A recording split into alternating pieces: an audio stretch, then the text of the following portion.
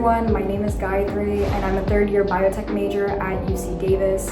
Forgive me, I'm in the Seoul study hall right now. This is the best place I could find to make this YouTube video. So today I thought we can go over some of the ways you can maintain healthy habits and healthy practices while in college. When you think about in high school, majority of people always had a parent or guardian telling them like when to eat, when to go to sleep. A lot of things that seem really like basic. You always had someone kind of telling you when to do it and how to do it. But when you get to college, like it's truly free range. You have to figure out when to do certain things to take care of yourself. So a lot of college students might kind of struggle to figure out how to stay healthy while also balancing their academics and extracurriculars. So I thought I can kind of make a video going over some advice of things you can do to stay healthy. Granted, I am not your poster child for this. There's a lot of learning I had to do throughout my current 3 years here, but I thought I can share some things that I've learned, some things that I've been doing that have helped me. Hopefully it can help you too. Like all my videos, I always kind of like do it in parts. I'll be going over 4 main things, okay? Number 1, exercise. Number 2, sleep. Number 3, eating. And then number 4, just basic mental health practices. I'm not giving professional healthcare advice here. I'm just giving you habits and like certain little things that I've done that have helped me. I'll keep mentioning this throughout the video though. Yeah, I guess we can first start with exercising. I've noticed that a lot of people when they enter college, they do want to start hitting the gym in your apartment complex, even on campus. There are gyms everywhere, and so a lot of students do get inspired to start working out, but then they struggle to fit in time because of all of their classes and other extracurriculars. First things first, it is so valid if you prioritize your academics and extracurriculars over going to the gym, but physical activity of any kind. It doesn't have to be going to the gym and like lifting weights or running on a treadmill for an hour, but just any little thing you can do throughout your day to maintain your physical health will be super beneficial, because being physically active increases endorphin levels, serotonin levels, it keeps you happier, it helps with your academic performance, and it's a good de-stressor. Like there's so many benefits to exercise. An additional thing is just taking time to prioritize your physical health can also foster a lot of positivity with your own body image. I would say finding time throughout the day to do any sort of physical activity will be helpful. It doesn't have to be going to the gym. It can be taking like 15-minute walks every day, or going and playing tennis with your friends. I know here in UC Davis, if you're someone who bikes to classes every day, that's already your physical activity. I know a lot of people when they start working out and stuff, they do it with the intention of losing weight, building muscle, whatever it is, and I completely support that. As someone who also started working out to improve their body tone, I have seen so many benefits myself. Just being physically active in general in college, it can be a daunting task, like trying to find time to fit it into your schedule. But that's why I say be easy on yourself at first. Because one thing I've learned about physical activity is it's just trying to find a liking towards it. So I can talk about my workout journey really quick. Like I actually started working out and stuff back in high school, but when I entered college, this is when I made sure 3 to 5 days a week, I would go to the gym. I would do 30 minutes of lifting weights and then 30 minutes of HIIT workouts. That's a really intense regimen, honestly, so I'm not saying that everyone has to do that, but I only did it because I started off exercising in high school, and when I started off, I was just running on an elliptical 30 minutes a day. And even that, like you don't even have to do physical activity for 30 minutes a day. It could even be 15 minutes, like taking a walk around the block. Do something that you like. You can make exercise a fun thing. And honestly, I feel like you have to make it fun in order to keep doing it. Any physical activity you can try to incorporate in your day, especially if you can do it in between classes. Like I know UC Davis is such a huge campus. Getting from one end of campus to the other takes 20 minutes. Like that's already a huge walk. You're gonna get a ton of steps in. Even doing that can count as a physical activity, but yeah, that's all the advice I have for that. Second topic we're gonna go over is healthy sleeping habits. This is something that really frustrates me. The glorification of sleep deprivation in academia makes no sense. I don't know why people think that they are a better student if they don't sleep enough. And I think it's just because people are paranoid that if they're sleeping instead of studying, that's going to end up with worse test scores, when in reality it's the complete opposite. Like if you get better sleep every day, that improves your cognition, it helps you retain information. that's gonna help you do better on exams anyways. You'll also be less crabby. So first advice I have, please get 6 to 8 hours of sleep a night. If there is one night that you don't get your full 8 hours, like you get 6 or even 5 or whatever, that's okay as long as you make up for it later in the week. This leads to my second piece of advice. Please do not pull all-nighters. They don't work.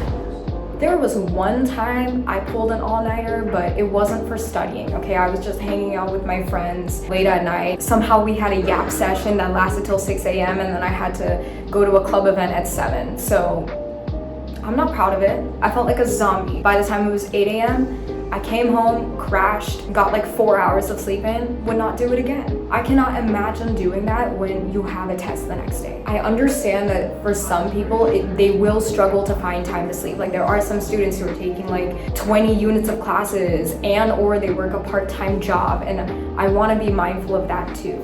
But for students who think that procrastinating till the last minute and then pulling that all-nighter and hoping things work, it never works. Another piece of advice I have for sleeping, avoid using pills like melatonin or anything that like helps you go to sleep unless you have a doctor or other healthcare provider who has prescribed it to you. Like if you have a professional telling you you need to take these sleeping pills or melatonin pills, please disregard this information. For those people who use melatonin as a way to fall asleep, I would avoid using it. You don't want to rely on an external substance to help you fall asleep. If there are ways that you can adjust your schedule so that you can fall asleep on time, I would definitely recommend that.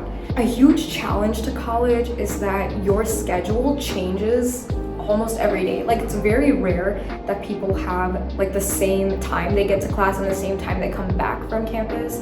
I know there are some days that I have my first class in the afternoon, other days my first class is at 9 a.m., 8 a.m. It's easy for your sleep schedule to get messed up as the week goes. So my suggestion, try to keep as consistent of a sleep schedule as possible. I know some of you will not be happy to hear this, but you do have to maintain similar hours every day that you fall asleep, because that's the only way your circadian rhythm stays stable. That's the only way that after a certain hour you naturally feel sleepy instead of having to rely on other things to help you fall asleep or just staying up through the night. And so the best way to do that is whichever is your earliest class throughout the week, theoretically, those are the hours you have to work around. There's so much nuance to finding the right sleeping hours. I understand that some people have to work part-time jobs as well as like go to school, and so if you end up having to stay late just to finish your schoolwork, that's so understandable. For some people, they also deal with insomnia or anxiety that makes it difficult for them to fall asleep. So I'm just trying to say the basic things that a lot of college students end up doing that just is not beneficial for them long term. Another thing I didn't mention, and I know everyone has heard this, but making sure you don't use electronics for at least 1 hour before falling asleep. I feel like such a hypocrite because I don't do this myself. I'm someone who literally wears headphones and falls asleep listening to music. That would require me to go through my phone and then find the right song to listen to. I would say sleep can play a huge role in your academic performance. It can play a huge role in your mental health. Plays a huge role in your productivity throughout the day. And I know a lot of people find it difficult to implement just because of how much schoolwork you have. But if you do like little things to kind of adjust your sleep cycle, that can also help. I know in my case, I'm naturally a night owl. Like I am the most productive from 9 p.m. to 2 a.m., but that's not always conducive. Like for example, this quarter, 4 out of the 5 days, I have to wake up at 7 a.m., which is like my worst nightmare. And so I had to learn to adjust my sleep cycle so that I naturally wake up earlier in the day, because I was waking up at 11 a.m. The way that I adjusted my sleep cycle is learning to adjust when I get work done.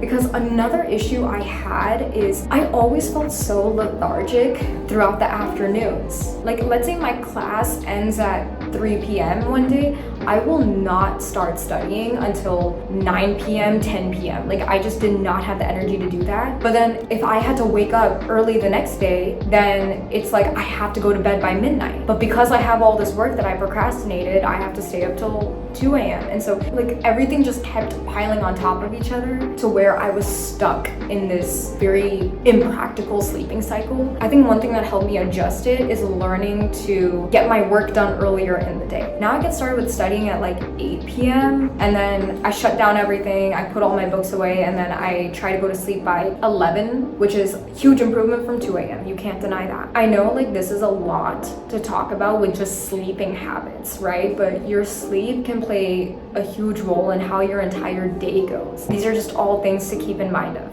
Third topic we're gonna go into now is healthy eating habits. Kind of related to sleep, but avoid drinking or eating tons of caffeine and energy drinks. For me, I think my mentality is also like I don't want to rely on external substances to help me study, to help me concentrate. So caffeine, I know a lot of college students rely on that just to keep their energy levels going. But guess why caffeine is bad for you? It affects your sleep. I know during final season, people they start drinking the Red Bull and getting the espresso. Even I did that once. I remember one time fall quarter, I got like a huge Americano. I chugged that down within an hour. My whole body was shaking. Like that's not a cute feeling. But unfortunately, a lot of people end up needing to do that just because they need to stay up late to study. And you know, I've even heard like friends talk about how they couldn't fall asleep. They would get anxiety attacks. They couldn't even concentrate on studying just because they were so anxious and their whole body was shaking, and it was like not a good feeling. A lot of college students end up having like high blood sugar levels just because of this like constant habit of consuming energy drinks. And I also think like people use energy drinks because they feel like I have so much to study and like I need to learn everything before this exam or that exam. One thing I can say, your performance in that exam will be a lot better if you just don't study for that last hour or two and just fall asleep. Occasionally I drink coffee, but never after 6 p.m. That's another thing that can really impact your sleep is if you drink caffeine anytime past 6 p.m. Second piece of advice for healthy eating habits, make sure you eat 2 to 3 meals a day. That sounds so basic to say, but you would be surprised at how many people don't eat enough meals. Again, I want to be mindful that some people cannot afford to eat enough food per day. And I'm talking about the people who I know people who forget to eat. And I'm like, food is the one thing I look forward to throughout the day. I am that person who will be in lecture, but just constantly thinking about Shah's halal. I'm someone where I have to eat, my blood sugar levels drop, I can't think straight. So I don't know, that kind of shocks me when people say they forget to eat. But just make sure that you're eating enough food per day. Again, it helps with concentration. So the kinds of food you can eat, it depends on your living situation too. Try your best to cook your own food. Not only because it's cheaper to just buy food from the grocery store, but cooking is a life skill. I think everyone needs to learn how to cook. If you're not living in an apartment and cooking for yourself now in college, you 100% will have to in the future. So you might as well learn now. Of course, if you're living in the dorms, most of you have a meal plan, so you're probably just gonna be going to the DC. You would think my next advice is to eat healthy, right? Make sure that you're limiting carbs and eating high protein and getting in all your My Plate food groups. But my next piece of advice is actually be kind about what you eat too. I know that when you enter college, you're making these decisions about what to eat, when to eat, how to eat. Especially in the DC, when it's an all-you-can-eat kind of situation, you can truly pick whatever foods you want. It's okay if you have a cheat day. I think everyone already knows what it means to eat healthy. Eat more vegetables, limit unhealthy carbs, limit saturated fats, eat high protein. And another reason why I'm saying this is because you should enjoy all the food you eat. You can call this high maintenance, but I'm someone who's all of the food that I eat is food that I like eating. Even when I'm cooking food in my apartment, almost every meal I make, not only is it healthy, but it's also something that I'm excited to eat. I've been able to make healthy food that tastes good. I went through a salad phase once, and the salads that I made tasted great. It was something that I looked forward to eating. We're not rabbits. You don't have to eat lettuce and carrots 24/7. Because I know I'm someone who feels so dissatisfied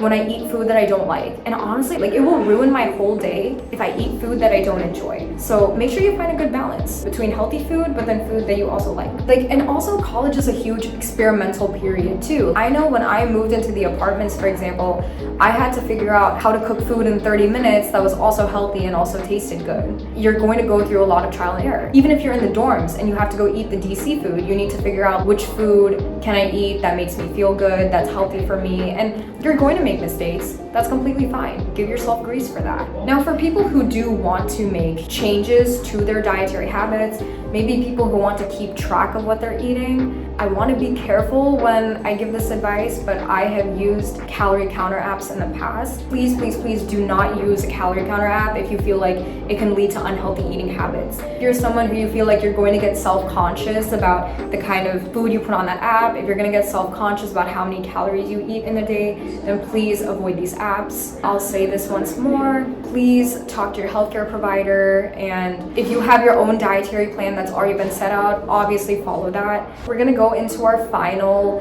major topic of how to maintain your mental health, how to improve it, so on and so forth. So in my previous YouTube video, I talked about feeling loneliness in college, right? And I mentioned activities like journaling, meditation, more mindful, quiet activities. Exercise is good for mental health.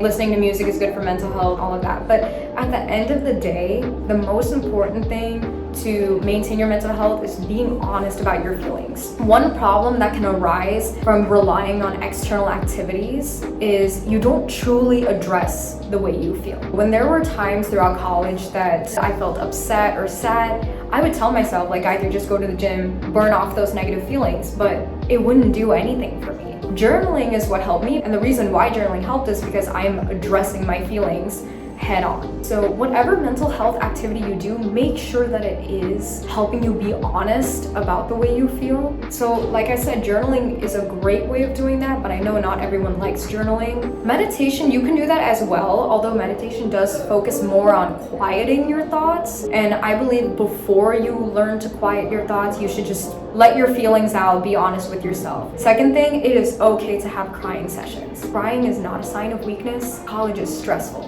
You're going to be seeing test scores you've never seen in your life. You're going to be going through friendship drama. You're going to be going through relationship drama. Like, you're going to be dealt with stressors that you have not dealt with before. And I always say, crying is the best way to let out feelings. Make sure you take that time for yourself. Third thing would be being mindful about what you're consuming on social media. A huge thing that did kind of negatively impact my mental health is being on social media and seeing like what seems to be the perfect lives others are living. I feel like it can lead to a lot of insecurity, dejection, feeling like your life is not as great as others are. And so you want to make sure that the content you're consuming online doesn't lead to these negative feelings. Sometimes it can be the opposite. Sometimes it can be like you're watching negative content that is then causing you to feel negatively. You know, social media plays a huge role in college students' lives. Be aware about the kind of content you're watching. If you feel like it's bringing out some negative emotions and negative opinions, of course address that with yourself first, but then that's usually a sign that you really need to cut back on your social media. Like, I know me personally, I turn off social media notifications. That way, like, I don't feel tempted to just go on Instagram. That doesn't work for everyone, but I know some people who've just gone cold turkey and like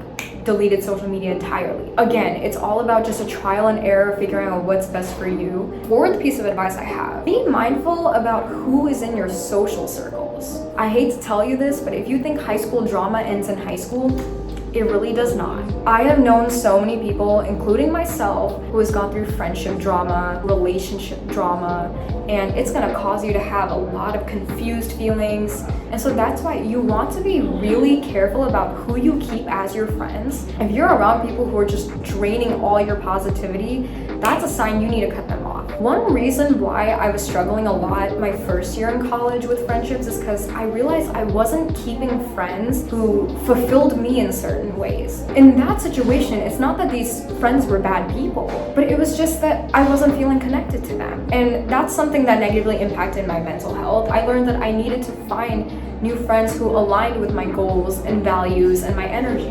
You might even deal with more extreme cases where you have toxic friends, or you're in toxic relationships with people who put you down, who make you feel worthless. They can have a huge toll on your self-esteem and security. Sometimes it's scary, the idea of cutting people off. When I was in high school, I did have some toxic friends, but I never let them go because I was like, if I let them go, what if I have no one? But then I learned that I was happier being alone than being around these toxic people. So that's why when I got to college and I did come across friends who didn't wish me well, they didn't support me, Like, they didn't treat me with respect when they were around me. I felt like the right thing to do is to just keep distance and cut them off just because they were dragging me down. I don't want to end on a negative note there. So final thing for mental health, document all the positive memories. That means take lots of photos, lots of videos, like do whatever you can to savor the positive moments that you're living right now. I'm a very sentimental person, okay? I take tons of photos, tons of videos, and I document all of it, and like I save it away in a hard drive. So whenever I'm feeling sad or feeling like life is really sucking right now, I just open up those videos and photos and flip through them. And even though things feel like they suck right now, there will be times where you go through beautiful moments, and you want to make sure that you capture that 5-10 years into the future. You want to be able to look back at those positive moments and think like, hey, it all worked out in the end. College has treated me so much better than high school, so I take a photo or video of every good experience I have, because I know that I'm gonna be an adult one day. We're gonna have to work that 9 to 5, have these student loans to pay off. When you are like truly living independently and having to really fend for yourself, I feel like looking back at these moments of our youth and seeing that like we had that college experience, that's all I have. Like, this video wasn't too structured. I was just kind of saying things that came to my mind, but I hope everyone understands that college is not easy. Every year, even though I'm a third year about to enter my fourth year, I still haven't figured everything out. If you're a first year watching this video, it's okay to be taking these baby steps. That's part of the process. Implementing these healthy habits now, you can carry these with you all the way into the future. I guess my goal with this video was just trying to bring more comfort to helping people understand that there are certain challenges to college that you may not have expected before. College is all about learning how you work personally too. College is a huge test of how you live independently. Now as a third year, I am very proud of how far I've come. I am very proud of how much initiative I have taken in literally taking care of myself. And I hope that all of you can feel the same way too. And if you don't feel like that right now, that is totally fine. I hope people realize even doing little things, like learning to cook for yourself, sleeping on time, getting enough sleep are a huge thing to be proud of, because you had no one telling you you need to do this right now. Like, you took that initiative yourself. That's all the advice I have for you today. Thank you for watching. Please make sure you like, comment, and subscribe to the Her Campus at UC Davis channel. That's all I have today. Thank you.